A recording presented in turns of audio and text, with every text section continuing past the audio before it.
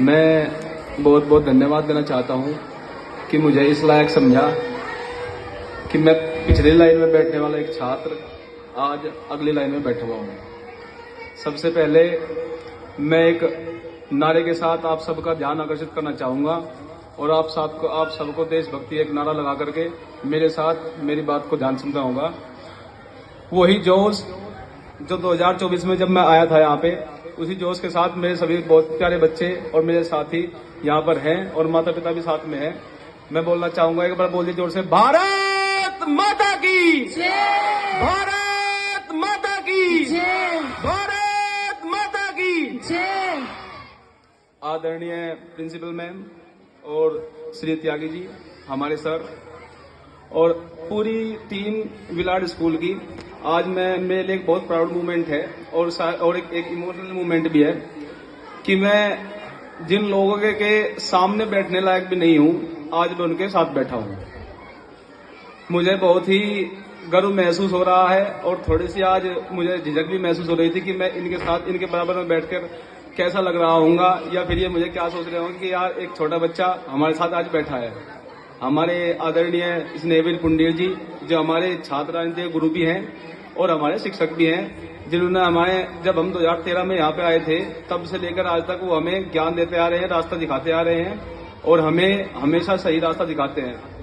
आज सबसे पहली परफॉर्मेंस जब बच्चों ने दी गणेश वंदना की, तब से लेकर के और लास्ट परफॉर्मेंस तक मैं देख रहा था कि कितनी मेहनत आज के प्रोग्राम को सफल बनाने के लिए हमारे सभी टीचर्स ने की हुई है।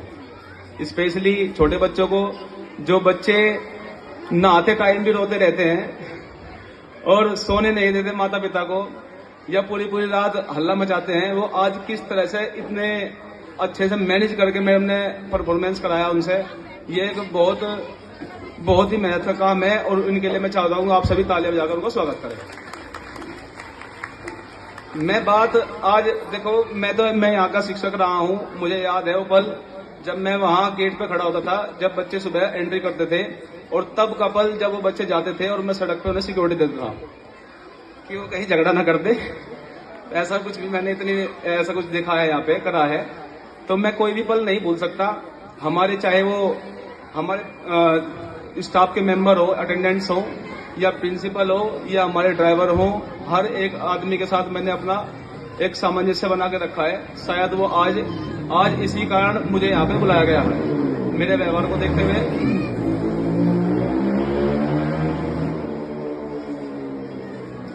तो मैं आज साफ सी एक बात करना चाहूंगा कि मैं तो मेरे स्टाफ के लोग हैं, मतलब स्टाफ के साथ, बल्कि सारे मेरे सीनियर टीचर्स हैं।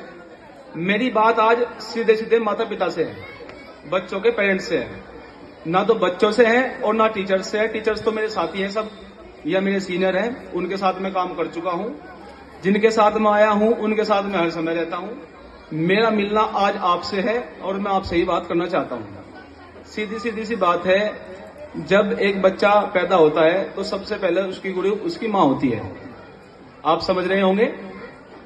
सबसे पहले बच्चा माँ का ही नाम लेता है और सबसे गहरा प्रभाव बच्चे पर उसके माता पिता का ही पड़ता है। हमेशा जब भी कोई बच्चा पैदा होता है, ये नहीं देखा जाता कि ये क्या करेगा, सबसे पहले देखते हैं ये गया किस पे है। आपने देखा होगा कि ये तो मम्मी पे गया है या पापा पे गया है। तो साधारण सी बात है, एक बच्चे का गुण एक उसके माँ बाप ही तय करते हैं, तो सबसे पहले गुरु आप ही हैं। तो मैं कहना चाहता हूं आपसे कि बच्चे को कभी भी आप स्कूल में भेजते हैं, स्कूल के टीचर्स अपना पूरा काम करते हैं, ट्यूशन के टीचर्स अपना काम करते हैं, लेकिन वो स्कूल और ट्यूशन में मुश्किल से 6 या 7 घंटे बिताता है। बाकी के 14 घंटे वो आपके साथ ही, 14-15 घंटे आपके साथ ही बिताता है।